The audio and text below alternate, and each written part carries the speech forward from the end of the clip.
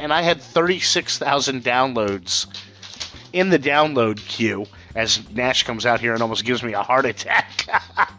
So, the guide dog, that's the thing. He's so quiet, sometimes he'll freak you out.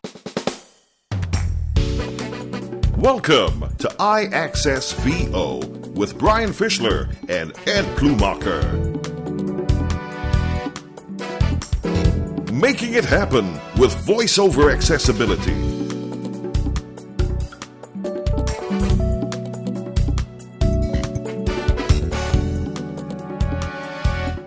And now, here's Brian and Ed. Welcome back to another episode of iAccess VO. We got updates on the mind because Apple updated everything across the boards, and how odd, we've got some major voiceover issues. No, really? Voiceover issues with updates? Can't happen. Come on, Brian. You've never heard of that before, have you? Oh, God. You know, we are recording this on April Fool's Day, so you're not just jiving me here, are you? No, we've got some pretty serious updates, you know. And interestingly enough, though, the updates aren't the issues are not affecting everybody. Well, we know most issues affect you only. Of course. Oh, well, I'll have the added issue of, Siri if I ever do choose to update to 10.3. And I'm actually very happy that I didn't upgrade to 10.3. And, I've yet to get that annoying pop-up message reminding me every 15 minutes to upgrade to 10.3. Yeah, you and I, we had some conversations about upgrading to 10.3, and I was very close to doing it because I know one of the major issues we had heard about was 3D Touch, and I don't use 3D Touch because I use the iPhone SE, which does not have 3D Touch on it. So I was like, that's no big deal. But then you informed me that one of my favorite apps is not working in 10.3, and I was like, I'm not doing that because I need to listen to my podcasts. Yeah, well, first going back to the 10.3 and 3D Touch not working, I have an iPhone 7, and I don't use 3D Touch a lot of the time. I know you just sent me a great article about everything you can do with 3D Touch, but, little things like changing accounts in certain apps and stuff, and, it's nice to be able to just use 3D Touch to do that. And we are hearing that this issue with 3D Touch is not affecting everybody, but it is pretty severe. So you may want to hold off. If you do enjoy using 3D Touch, you're definitely going to want to hold off upgrading to 10.3. But on the flip side, you and I are both huge fans of Downcast, and as soon as I read about, again, this isn't affecting everybody with Downcast, but a good amount of people are reporting that Downcast now, I guess, what do you call it, like force quits itself when you open it? That's what I heard. On certain devices, they're having some major issues. Now, when 10.3 initially dropped, they actually pulled it for the iPhone 5C and 5 versions because there was some major issues there. They have now released it again so that you can download it for those devices, but those are 32-bit systems, so they're probably going to go the way to Dodo Bird come September when iOS 11 drops anyway. So 10.3 could be one of the last updates that those devices are going to see. Maybe, I know there's a 10.3.2 beta out right now, so they may, you may get a double dot update at some point to fix some of these minor bugs and things like that. But those devices, I think that they're, these are not minor bugs to me. Losing 3D Touch and my favorite app that's in my dock, Downcast. Now, Downcast, this is not an Apple issue with Downcast because Downcast has not been updated since August 16th of last year. So, and people did report, I was reading the reviews under the Downcast app. Somebody did say that they did see a tweet from the company that they were no longer supporting Downcast. So I'm assuming the app is dead.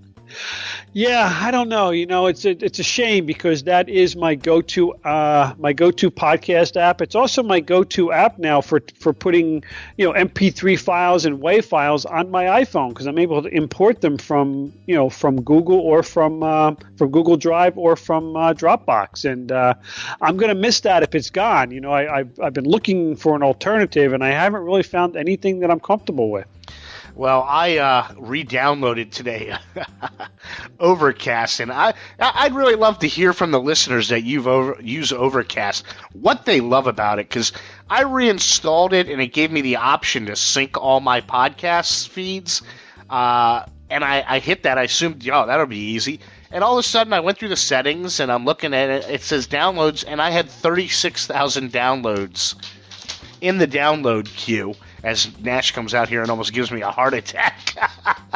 So, the guide dog, that's the thing. He's so quiet. Sometimes he'll freak you out. But, so anyways, I downloaded the app, and it just 36,000 downloads.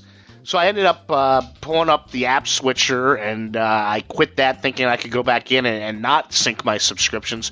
Well, now, every time I open the app, it just force quits. It just shuts down, and I'm back on my home screen. I even tried removing the app, power cycling my phone, reinstalling the app, and same thing, it just keeps force quitting itself. So you are in Overcast hell. I am in Overcast hell, and I think Overcast is crap, so I'd love to hear what the blind community loves so much about it. I am hearing some pretty decent things, but I haven't tried it yet, and I know it's $2.99 American about eye catcher, so that's probably something I am going to explore to see if it can handle my heavy workflow. Yeah, I actually downloaded a podcast app called Castro. And because I have heard good things about it, but it's not something that works well for VoiceOver. I mean, it's got a nice layout. I am low vision, so I'm able to see it and different things like that. It didn't work well when first setting it up. I had to turn VoiceOver off and then use my sight to flick through and get a couple things done, and then turn VoiceOver back on. Which that's a killer right there. But it's a nice looking app. It looks like it performs well, but it doesn't work well with VoiceOver. Yeah, that's a shame. Yeah, there always is the fantastic Apple native podcast app. Yeah, which I have. Everybody has on their device. I've never taken it off, and I do have some podcasts that I download on there and leave them there, and I listen to them there. So I may find myself going back to it more and more. I do hear rumors that Apple is working on the podcast app. We haven't seen any major changes on it in a while, so who knows? Maybe something will happen here. Maybe they Apple bought Downcast, and that's wishful thinking, But that's why it's no longer being updated. But yeah, no, this is really disappointing. If you are using a different podcast app than any of the ones we've discussed, and it does work with VoiceOver, go ahead and email us in and tell us what you like about it at iaccessvo@gmail.com, or just tweet us in, mention the name of the podcast app you're using at iaccessvo. Now, you know what, Brian? I am hearing, though, that when you do install iOS 10.3, if you decide to do it, make a note of how much free space you have on your phone, because I'm hearing people are picking up anywhere between 3 and 6 gigabytes of extra space now because Apple has introduced their new APFS, Apple File System. So it's a new structure. It's geared more toward these type of devices that are using flash memory, and people are reporting that they're getting some significant more space on their phone. So we'll see what happens with that. Wow, that's shocking. A company actually giving something back to its customers. Well, the amazing thing about it, too, is that if you do it, they say set aside at least 1 hour for this update because of the restructuring of the file system. So if your phone seems like it's taking a long time, do not force quit it, because that's one of the worst things you can do on an update. And if you are integrated with your PC, with iTunes, always back up your system if you can before you do an update. I don't care if it's a simple update or a major update, because things do happen. Yeah, now I've got a question for you. When was the last time you hooked your iPhone up to your PC and used iTunes? I have not done it with my SE at all. So I used to do it with the 4S all the time, but I have not done it with this system. But when I got this one, I didn't do a restore. I actually set this one up from scratch and reinstalled everything because I wanted to start fresh on it. Well, when you mentioned that we're getting space back, because I always look at that on the Mac, and it's like audio, video, and then other, and oh, wait, what the heck is other? And it's always taken up so much space and everything, and I've never been able to figure out what other is. I think it's the Russians. Of course. Blame everything on the Russians. You want to give the listeners the call-in number? Sure. Give us a call. I mean, call in and leave us a message. I have heard people say, I haven't called in because you say leave like a 30 to 60 second message. All right, we're not going to limit you to 30 or 60 seconds, but don't leave me a 10-minute message because we'd like to air it and put you on the show. And if you leave me a message that long, it's going to be very difficult to do that. So at least try and keep it under 2 minutes. Give us your tips, your tricks. Tell us what you like about the show. Tell us what you don't like about the show. Tell us how funny I am. Tell us how funny you don't believe Brian is, and we'll take it from there. But just call us in at 732-660-8641. It's funny because I'll let the listeners in on a little secret. Ed never, ever, ever listens to a voicemail I leave him on the iPhone, yet he always listens to all of our calls that leave messages, which tells you where it puts me. Even though I've told him, if I'm leaving a message, it's important. Listen to it. Do you tell me that? Yes, I tell everybody that. I say, if I leave you a message, it's important. Otherwise, if I'm calling about nonsense or just calling to call, I'm not going to leave a message. They'll see that I called, in their recent calls. I will say that's true. I bet you for every 10 times you call me, you probably leave a message 1 out of 10 times. So no, it's not that much. Yeah, probably less. I mean, 1 out of 20, 1 out of 50 probably. Okay. All right, cool. Yeah. So, Ed, we know, being blind, visually impaired, there's nothing worse than hearing all-new app redesign. And Facebook has rolled out an app redesign, and it's not looking the same for everybody. They're finally got rid of, they have those tabs at the bottom. One is news feed, which never comes up in order, and then I think the next one was Messenger, and supposedly, that Messenger tab for the last 2 years has been pretty much useless because all it does is open the Messenger app that's on your phone, and supposedly they've gotten rid of that Messenger thing, and some people are having a Marketplace tab in place of the Messenger tab. What's your Facebook looking like over there, Ed? Well, I updated Facebook for the first time in a long, long time last weekend, and one of the reasons I did that is my wife was having some trouble with Facebook on her phone, and I kept telling her, just go down to the tab on the bottom, go to the right, and hit the bottom right tab in the bottom right corner, and she didn't have any tabs on her Facebook page, and I couldn't understand that. So I said, all right, maybe I should update this because it's not looking the same. So I'm not so sure I like it. It has like stories across the top now. When I first fire it up, it's like this person's story, that person's story. I'm like, I don't want to hear all that stuff. Just give me what I like, my news feed, and let me go through it and let me do my see what my notifications are, and I'm a happy guy. Yeah, I miss the good old days when you could look at your news feed and it came up in order that everybody was posting. You can, for those of you that are not expert Facebook users, you can get your news feed under most recent. You just have to go to that last tab, which I think it says more, and then you have to go to feeds, and there is a most recent feed that you can't click, but I don't want to have to click 4 things to go to the most recent.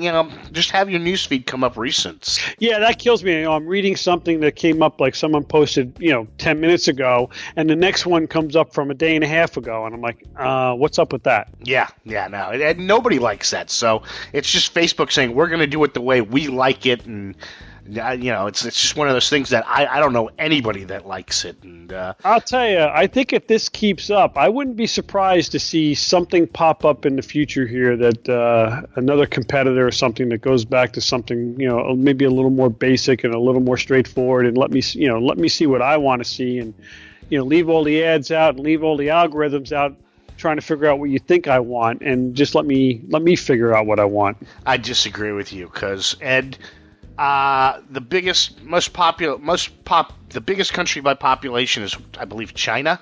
Yeah. Followed by India, followed by Facebook.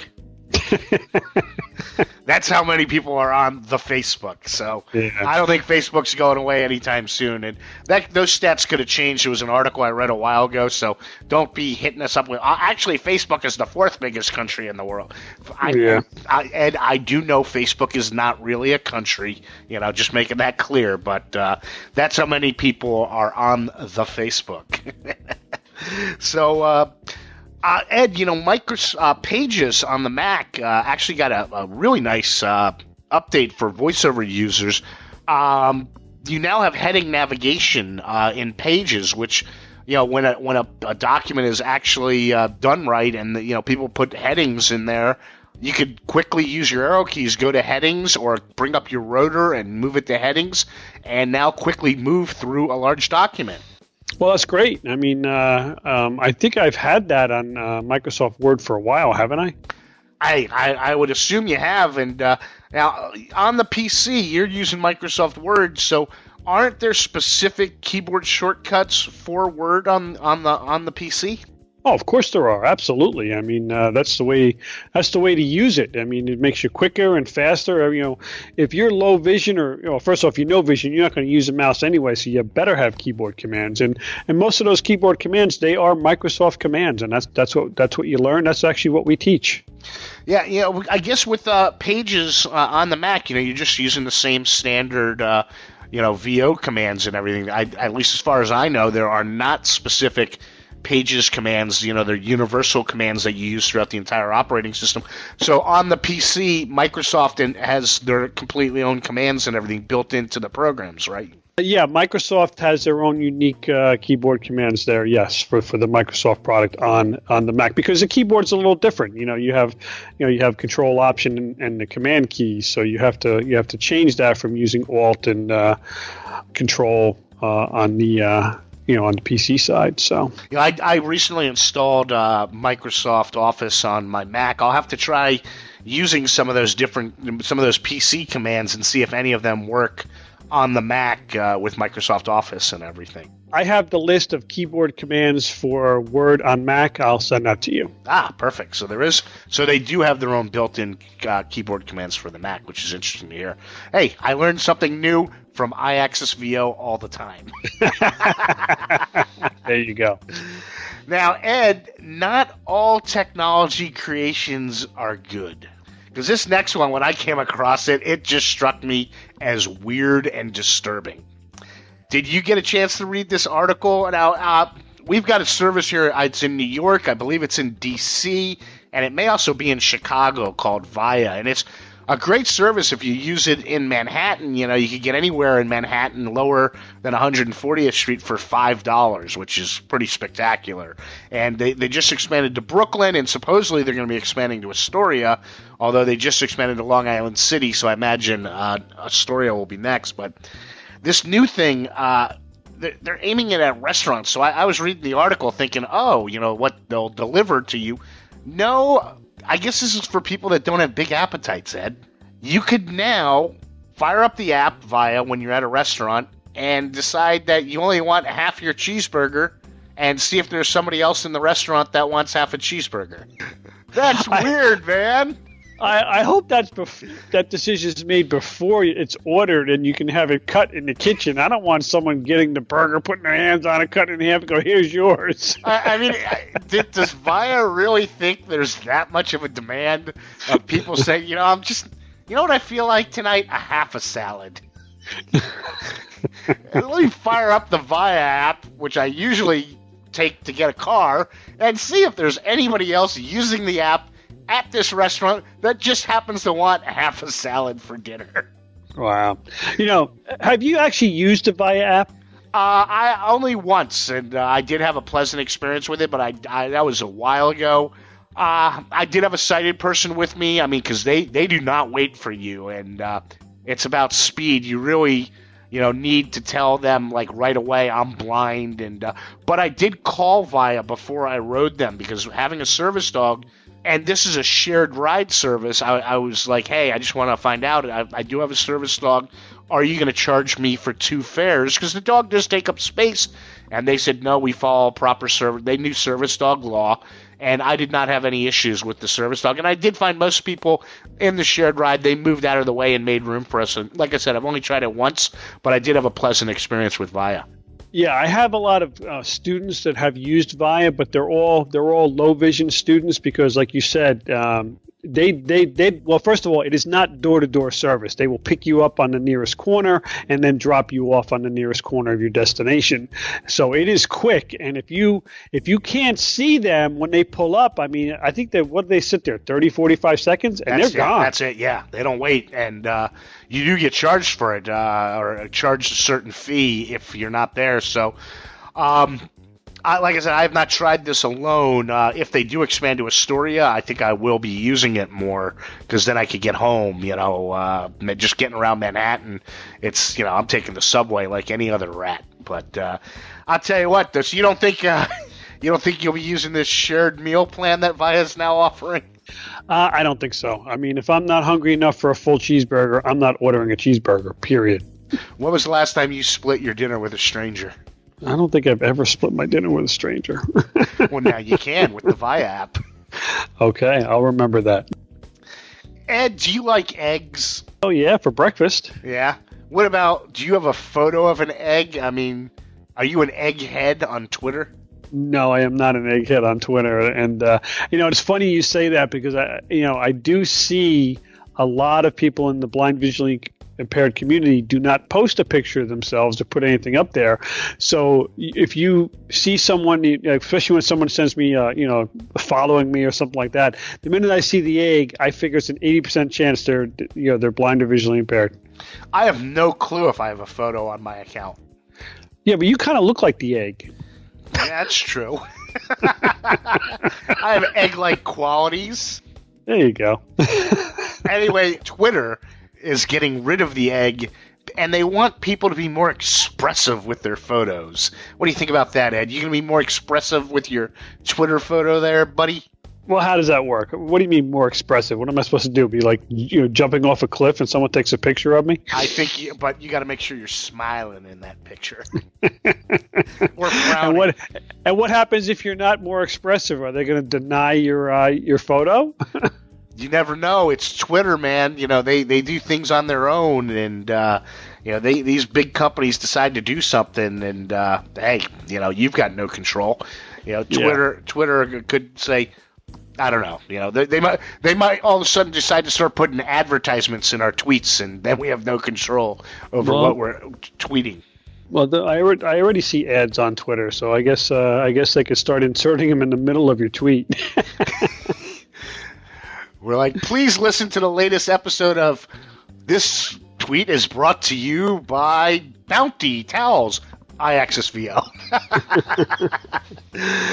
Oh, but hey, you'll have more room to tweet because they're finally, which does make sense to me, removing the Twitter handle from counting against your 140 characters. I never realized that they actually did that. I know they count the characters when I post the links. They'll count, they count the links because 140 characters. They say if you're posting links, do not go over the 116 character count, and that's what I try to stay under that. But I didn't know the username counted as part. I think this is mostly for retweets, isn't it, Brian? No, I think this is going to be nice for when I'm posting stuff for Laugh for Sight, and I'm putting all the different comedians' names in there. And before I have to. Sometimes we have so many comedians, and you have to write a little something about performing and the date of the show that I have to break everything into 2 or 3 tweets to get the whole lineup in there and everything. So it'll be nice for in the future to not have those usernames count against you. Right now, this feature is only working in the native Twitter app on the iPhone, as well as the native or the web page for Twitter. So if you're using Night Owl on the Mac, which never gets updated or rarely gets updated, they're not going to have this feature built into it. And our guest, who's getting ready to come on to our podcast, at least as of this recording, does not have this feature built in. But I'm sure they'll change that pretty quickly.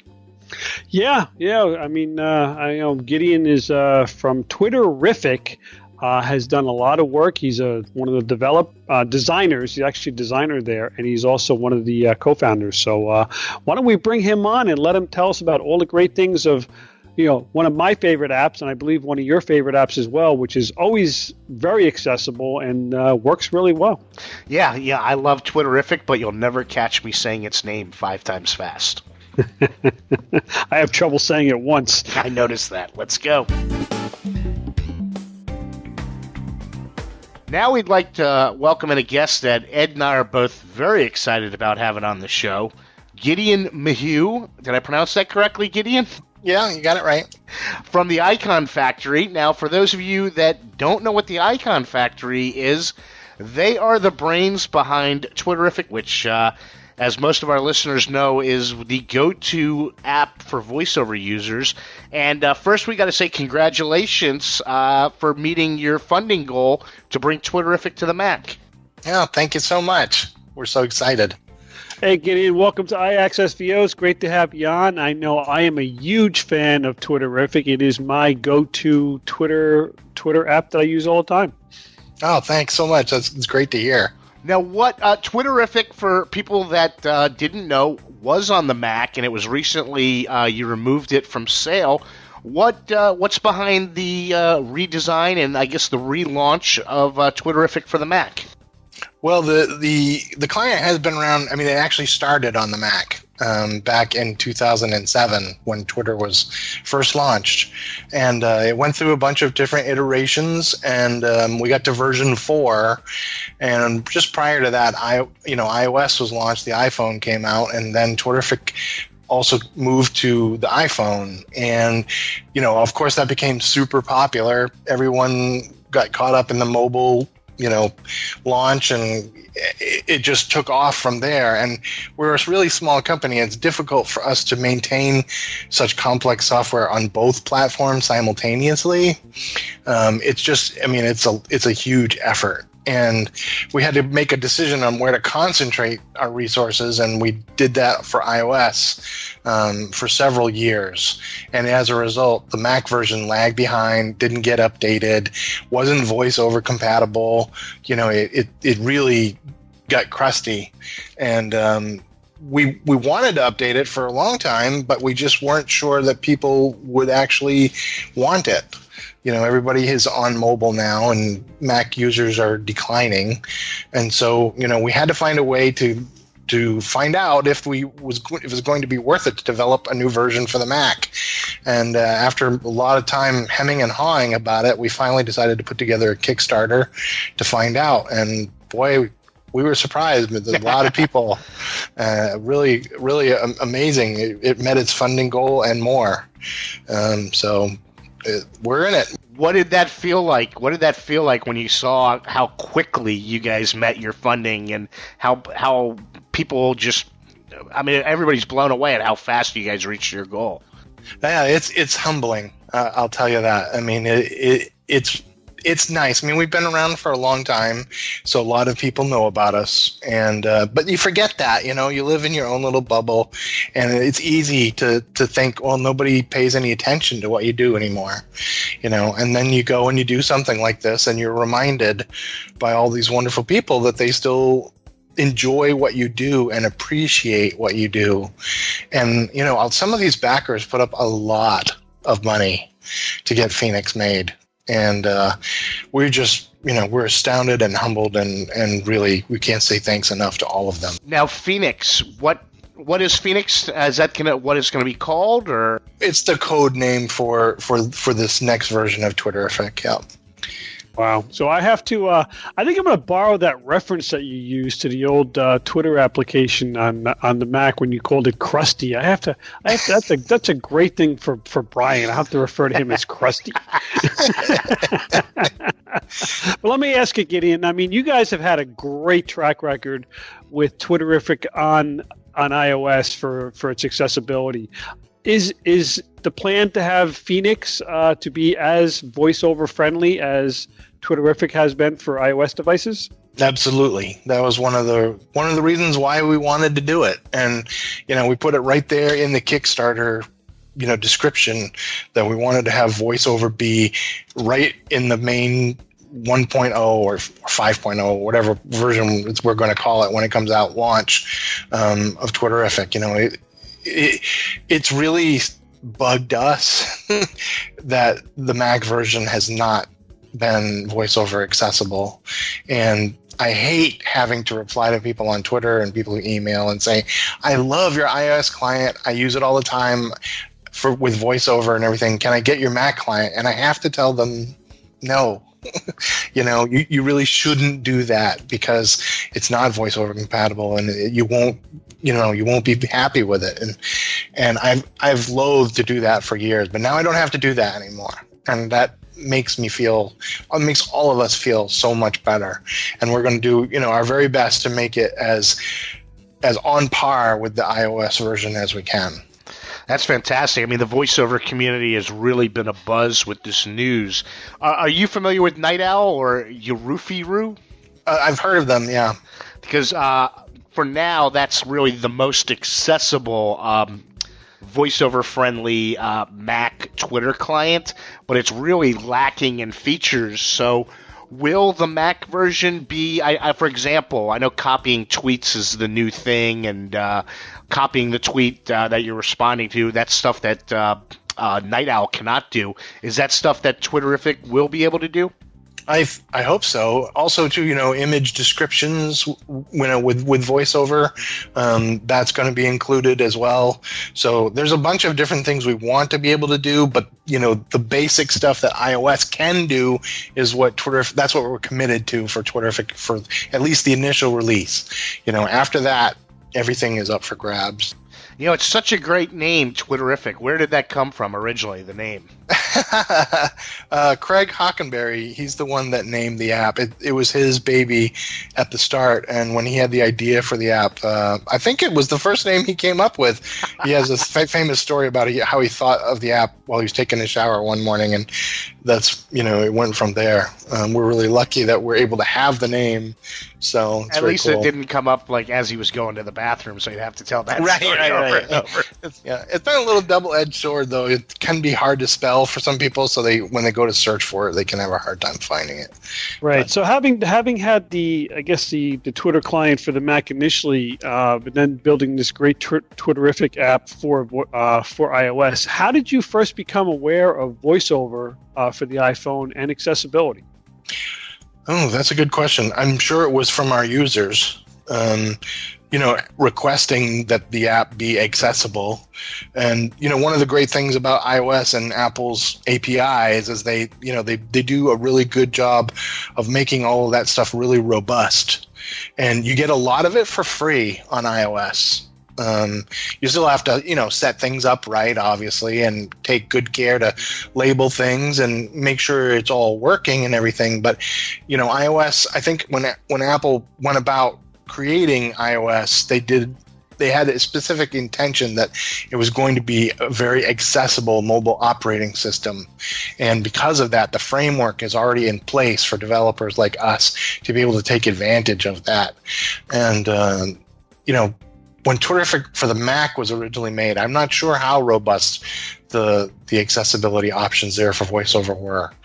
Honestly, that was so long ago, I don't even know. Yeah, no, it's, VoiceOver's developed. I mean, I don't know when Twitterific for the Mac first came out, but it, really, I guess VoiceOver started to become more and more mainstream for the Mac with Mountain Lion or Lion. So right.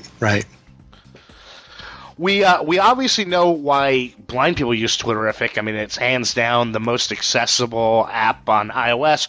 But just kind of curious, why do sighted people use Twitterific?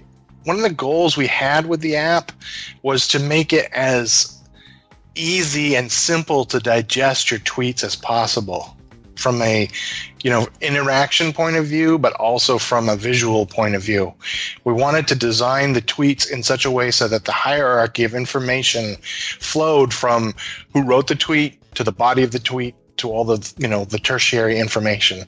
And that information and flow and hierarchy can get lost in the official Twitter client. They clutter up the tweets with a lot of different stuff, and that's only increased over the years as they add extra features like moments and polls and all of these other things. With all of those things they add, people start to feel overwhelmed when they read their Twitter timeline. not to mention promoted tweets in the timeline as well. So all of these things add up to an experience that's not as fun as it used to be. There's a lot of friction there. And so I think with Twitterrific, we've done our best to try to keep those things at a minimum and still focus on the content of the tweets. And we've done that in a bunch of different ways. One of them is color coding of tweets. Replies are orange, mentions are brown. Your tweets are green, DMs are blue. Normal tweets are not color coded. So when you scroll through your timeline, you can quickly see where a mention is versus where your tweet is versus where a reply is, and so on. And I think that's one of the things that makes Twitterrific, for people who use it, so well received. I tried going back to use the official client or another third-party app that doesn't have that color coding, and I get lost really, really quickly. Wow. So that's great stuff. I mean, I was unaware of that because I'm extremely low vision, and I know Brian was probably unaware of the different color combinations as well. So but it's great to hear that why sighted people use a Twitter client like Twitterrific. Yeah, also hard of seeing people too, because we have, the controls in there to make the font sizes really, really large. And there's a bunch of different font settings in Twitterrific, so some of them are really bold and heavy. I get that kind of feedback from users a lot who say they really thank us for putting that kind of stuff, and that you can make the font in Twitterrific so large. You can make it big enough so that one tweet will take the entire screen on an iPhone, and or an iPad, and that really comes in handy for some users. They really do appreciate that.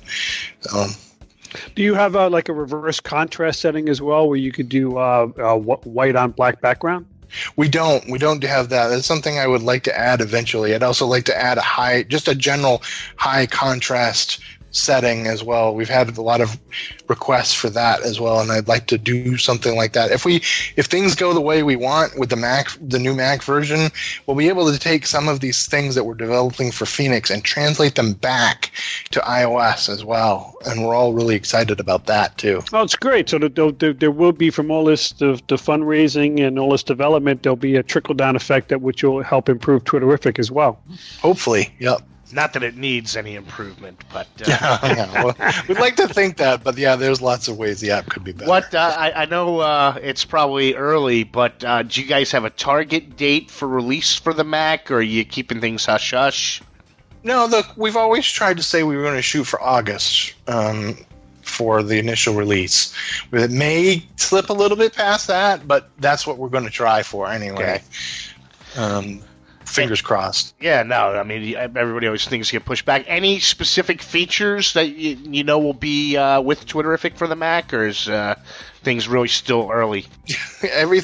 Almost everything that's in the Mac hopefully will be there. We want to do muffling and muting of tweets so that if you enter a person or a term, the timeline won't read that to you. That'll be minimized in the timeline.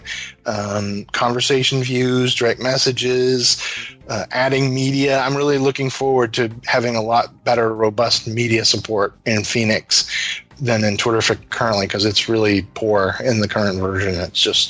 It's not great. So if I muffle Team Ed USA, that means I won't see any of Ed's tweets? Yeah, exactly. Yeah, all my 10 for the past year. So let me ask you this though, Gideon. If you guys are pretty much, I guess you're almost in full mode now for development. Are you looking for beta testers for the Phoenix application? No, we're not, because the beta testers come from the Kickstarter. Those who backed the project at I think it was the second or third level, they are the beta testers. They paid for that privilege, and those are the ones that will be getting the betas on a regular basis as we move forward. So we can't really accept outside beta testers. It wouldn't be fair to them as we get going. I wish we could, but we can't. Oh, well, that was a great incentive for getting some people to participate. That's good. Yeah. Do you happen to know if you got any VoiceOver people there that got in on that? Oh, I'm sure we did. That's There's fantastic. over 2,800 of them, I think. And I do know that I've gotten a couple emails from people who use VoiceOver, and they're really excited about it. They can't wait to get the first beta, as we all can't wait. And so I'm looking forward to getting their feedback too, which is going to be great. Now, as a developer, this is something Ed and I have always been curious about. How difficult is it to make Twitterific on iOS fully VoiceOver accessible, and does it take away from anything for sighted people in making it VoiceOver accessible? It does not take away from anything.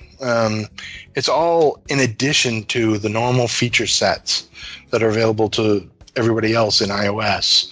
As far as the challenges of it, it's no more challenging than it would be to make sure that the app works in different orientations for different devices, like an iPad or an iPhone 7 versus an iPhone 5.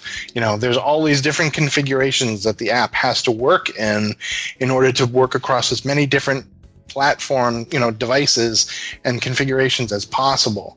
And VoiceOver is just another one of those configurations as far as I'm concerned. I go into VoiceOver sometimes to test, make sure things are working. When people tweet at me, they have a problem with VoiceOver, or they're having something they don't understand, I'll turn it on and try to do it myself with VoiceOver. And for the most part, I can do what I need to do in there. I have a bevy of beta testers myself, like I can rely on, thank God, who really, help me in that capacity and make suggestions on how things could be easier and more streamlined, to reduce, the amount of time and taps and stuff it takes to do things in VoiceOver. So we've been really blessed in that regard too, with really talented testers that have really helped us come a long way with accessibility. Without those people, you're just not going to be as robust as it could be. Yeah, you hear that, ESPN and Grubhub? It's not that hard. So what's your excuse? Yeah, those are my thoughts too. It's like I wish more developers would have this mindset and realize that it doesn't take away from the application, that the tools are there, they are made available from Apple, and they're free. And it just takes the time and a little bit of effort to just expand your marketplace, and you could open up a whole new environment with a whole bunch of new users just by adding accessibility. That's very true. And the other part of that is, I don't know about for big companies like ESPN or whatever, but for small developers, it's some of the most rewarding work you can do on your app, because the gratitude that the community extends to you for that kind of support is absolutely amazing. They really do. It pours out. They are so appreciative of it. And that's just very gratifying, and it feels good as a developer to be able to make your app more accessible to more people, and to open up that kind of communication and have that kind of interaction when these people didn't have that before. That's something that's very, very rewarding personally for myself and for all of us who make the app. That's great. And you probably find that VoiceOver, users, when an app is fully accessible, I like to think that they're a very loyal user base and everything. And I agree with that. I remember was a tweet list, and I was using a bunch of things before I discovered Twitterific, but ever since I've discovered Twitterific, it's been on my main screen on my iPhone. No, that's awesome. That's great. There are a lot of good, we're not the only one. There are others. Tweetings is another for iOS that's out there that I have a lot of people say that they love, and they wish Twitterific did some things that Tweetings does. Which is good. Competition is a good thing. It helps us push ourselves forward and adopt new things that will help those users do what they want to do, either more easily or in a more enjoyable way. And that's just a win-win as far as I'm concerned. Well, I remember we discussed Tweetings, I think, about a year ago when on one of our shows, and I think Brian and I both tried it, and it wasn't. I found myself gravitating back to Twitterific pretty quickly.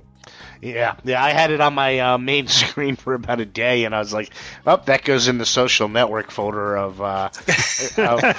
barely used, like Twitter, the native Twitter app, and I think one day there was some Twitter app that read your tweets to you, and that was fun for a day. It read it so slow that it was much faster to flick through it and everything. But now, is there any way for people to keep up with the development of the Mac client, or to follow you? What's the best way to follow you to keep up with everything that's going on with Twitterific? Yeah, there's a couple ways. You can follow me on Twitter. You can also follow Sean Heber. He is the lead developer of Twitterific on Twitter. My Twitter handle is at Gedeon, Gedeon, and Sean's is at Big Zaphod, as in Hitchhiker's Guide to the Galaxy, BigZaphod. And we both regularly tweet about our progress with Phoenix. If you back the project, then you'll get regular updates from Kickstarter on that as well about the progress. We're going to try to be very regular about that, and make sure we do a good job keeping people posted on where we are. We don't want to overdo it too much and send updates every couple days or something like that, but we are going to be very good at being regular about it. This is different for us. We never have done this in the past. All of our apps have been, developed internally, and we don't generally give progress on what we're doing. We can get into a lot of trouble that way, making promises you can't keep, and things of that nature. But with the Kickstarter, it's different because we already laid out what we were going to do right at the outset. And so it's just a question now of meeting those expectations and goals, and that's important. No, I think it's great. You guys have done a great job. I'm happy you guys were able to raise the funding to get this done, and just the fact that something like this is just offered for free, I still find amazing. I'm still trying to figure out what's the revenue stream and how are people making money, and will it be around forever? And that's the thing I tell people all the time. Sometimes you just have to you have to pay for something for it to work well. Well, that is the never-ending challenge of the App Store and the app economy right now, is making sure that your app makes enough to sustain itself. And we've been fortunate over the years to be able to make enough to keep developing it. If we didn't, then I think we would have to stop. But at this time, we're doing okay. And then obviously the Kickstarter comes along and blows away our expectations, because people really want this product, which is, again, wonderful and surprising and really humbling. So. Yeah, I know, like I said, when people that I know and that are VoiceOver users heard about Twitterific coming to the Mac, they were very, very excited about it. And now, does the Icon Factory, not that they need anything else, you probably have your hands completely full with Twitterific for iOS and Mac. Anything else in development down the road for the Icon Factory, or is it pretty much just maintaining and developing Twitterific? No, we have other products as well. We recently released a new app for the iPad called Linea, which is a sketching app. We used that for ourselves, for our internal work, for over a year before we released it, and we're really happy with that. That's gotten another great reception from the iPad and community. It's something that's close to our hearts because we're artists. A lot of us are artists, and we need an app like that. And so we decided to release it, and it's been wonderful. We're continuing to develop that. We also have Xscope on the Mac, which is a utility for designers and developers to measure and inspect on-screen elements like dimensions and colors, fonts and screen widths, all of those things. We continue to develop Xscope. We're starting work on a new version of that application, and a few other little things too. So there's a lot going on besides Twitterific, but for the team of Twitterific itself, we're shifting gears from iOS to the Mac for the foreseeable future. Once we can get past this curveball that Twitter just through everybody yesterday with the reply structure and stuff that is being a little bit challenging. So yeah, Twitter seems to change things quite frequently. So that can't be. I'm not envious of the stuff that you have to deal with Twitter. They're like, now you're going to do it this way. Yep, totally. If anything pushes Phoenix back, that will be what does it. Will be changes. You initially had mentioned a possible August launch for Phoenix, and then you said you may push it back. Would you push it back because of there being a new Mac OS probably dropping sometime in mid-September? Hopefully that won't push things back. Hopefully everything will just work. But if it does offer additional features and things that would help make Phoenix better than it could be currently, then yeah, I would push it back if we could incorporate some of those awesome things. I wouldn't say never to that as well. But hopefully anything that Apple will do between now and then won't throw a monkey wrench into the works. That would be bad. Well, Gideon, this was a lot of fun, and I know it's going to be very the blind community and VoiceOver community, I know, is going to be very excited about hearing about all this information. So we thank you for coming on the show, and thank you for developing a very accessible Twitter application in Twitterific. Oh, well, thanks for having me, and appreciate the exposure to get our word about our app out to as many people as possible. Believe it or not, we get new people who've never heard of our app every day. I appreciate the opportunity. Thanks for that, guys. No, we appreciate it. Then, Gideon, thank you for the great work, and we look forward to seeing Phoenix when it drops sometime in late summer. All right. Thank you so much. Thanks, Gideon. You're listening to Brian and Ed on iAccess VO. Wow, Gideon, that was fantastic. I mean, I know I'm really looking forward to Phoenix dropping for the Mac. Twitterific is just, wouldn't it be nice if all developers of apps were so VoiceOver friendly? Yeah, that's what I really loved about speaking with him. We had a little dialogue before the interview, and we continued after the interview. And, they really are in tune with the blind visually impaired community, and they are committed to VoiceOver and accessibility. I love seeing that. And, I started thinking about this, and I'm like, we have a lot of issues with apps that come out and they break accessibility. And I don't really recall ever seeing an issue with Twitterific having accessibility issues after an update.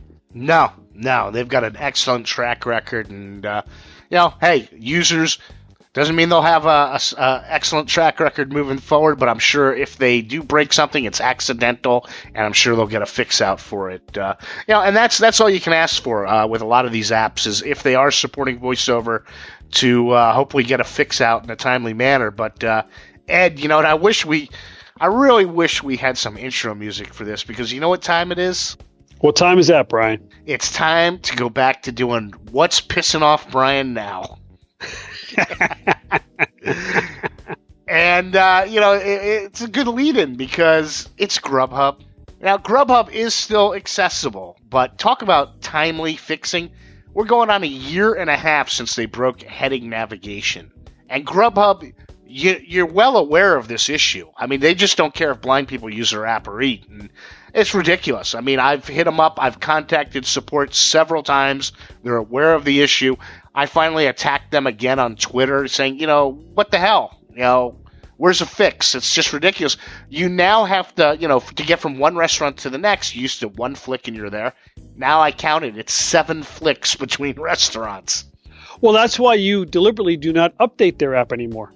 That's true. I am using the old version of Grubhub, and if you're like me and you never update or rarely update your iTunes app library, go ahead and try and do a rollback. And my app accidentally updated the other day, which started me on all this whole quest, and I deleted it from my iPhone, hooked the iPhone up to iTunes, and on the Mac, and did get the older version of Grubhub back. And but my concern is, come iOS 11, will this still work? Will I still be able to use the old version of Grubhub?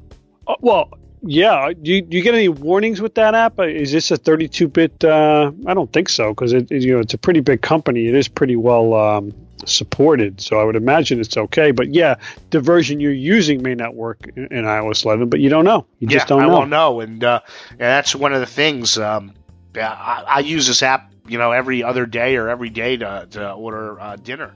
Well, yeah. Well, that's the problem Grubhub has with you is that they have 2 strikes against you. 1, they mess up accessibility.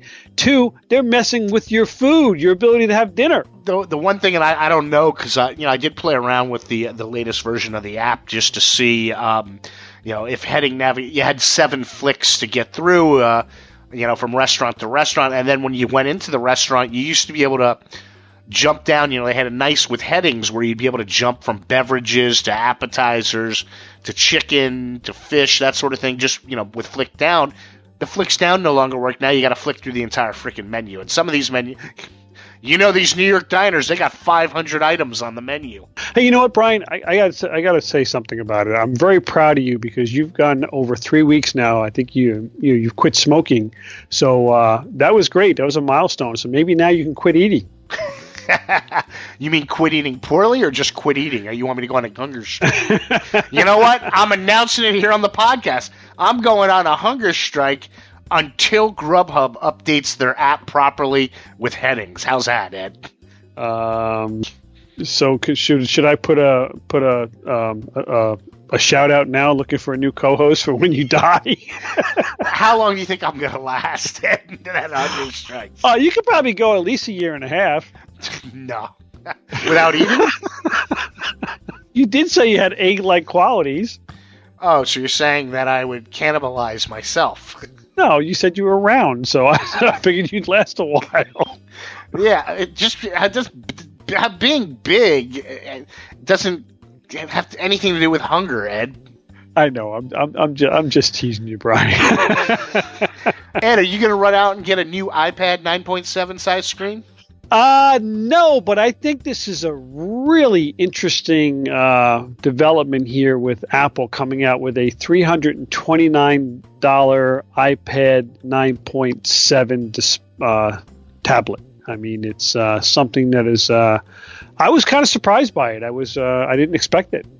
Yeah, it was funny because I read the breakdown of this iPad. When they tore it down, and it got a great review, and they're saying the biggest negative was the non-glossy screen, and I'm thinking, that's great. This is the perfect device for blind people because we don't care about the glossy screen. Exactly, and not only that, but you already have Best Buy and them out there putting out these pre-buy distribution coupons or whatever, so you can actually end up getting this thing for $299 right now when it's released. It's pretty awesome. Yeah, I have an iPad Mini, and it seldom gets touched, Ed. Yeah, well, I have an iPad as well. I use it mostly for work. I use it to reference notes and to keep track of things. I do have a stylus that I'm able to do, because I do run Microsoft Word on there, and I'm able to make check boxes next to items that I cover and stuff using the stylus. And I like that feature, but I rarely use it as a consumption device. The iPhone is so handy. It's so quick. It's so easy, and it's my go-to device. I really use mine during football season to stream football games and connect it to the Echo and listen to the games through there. But yeah, that's primarily what I use it for, and I use it for a backup device. Should everything ever happen to my iPhone, like dropping it in the toilet or something catastrophic. At least worst case, I've got the iPad here. Well, that's what's good about the iPad is I don't think it would fit in your toilet. Well, the iPad Mini would. There you go. But I'm not. Yeah.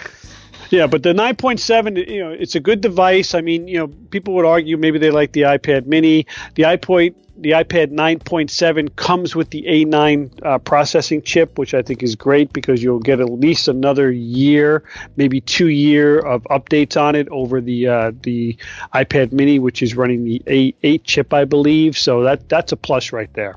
Well, Ed, this final story, our overseas listeners are probably laughing at the United States because Congress just voted to allow cable providers to sell your browsing history, Ed.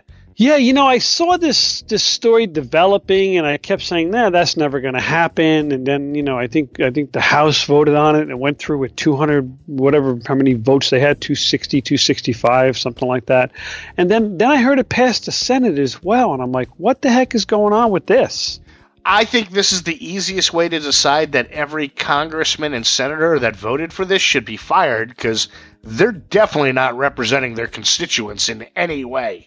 I don't know anybody that thinks this is a good thing. So that tells me they've all taken a bribe from big cable. No, I don't know if I'd go that far, but something's not right. But I'll tell you, I know we've discussed VPNs on this show before, and most of the time we discuss using VPNs in public areas. Now I'm thinking I'm going to have to just, run my VPN all the time so that I don't have my cable provider and my cellular provider giving my information out. That's crazy.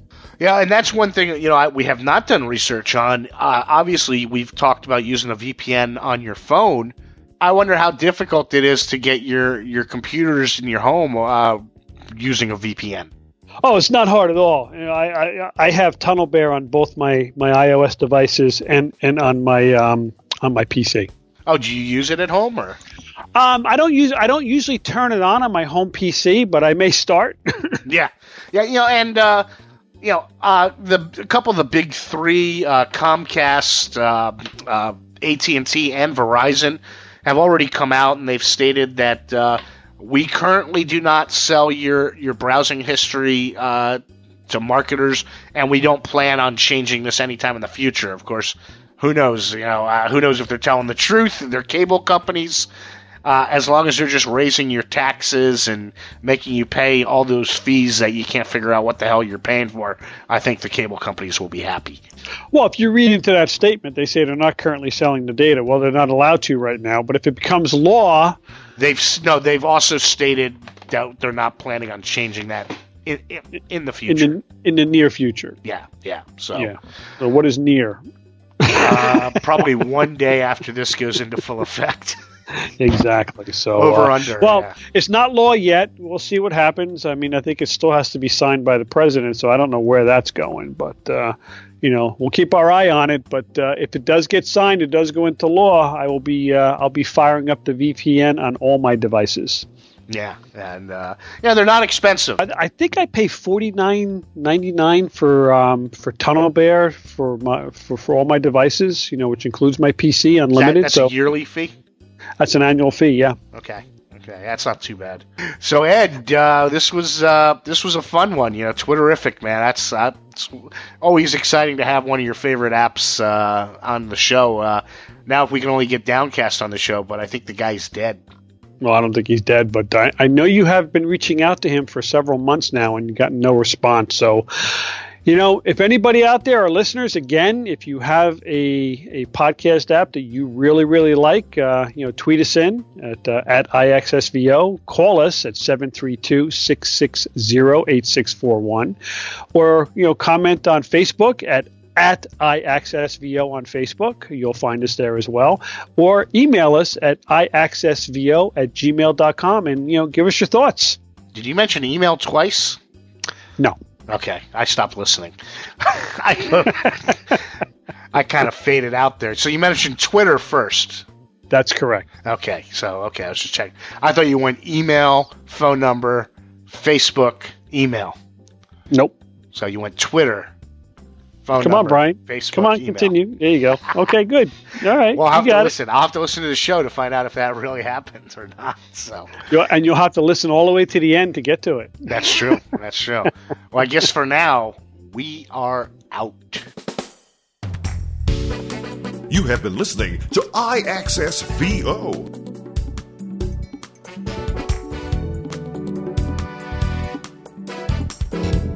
If you'd like to contact us with ideas and suggestions for future podcasts, please email us at iaccessvo@gmail.com or visit our website at www.accessquest.org.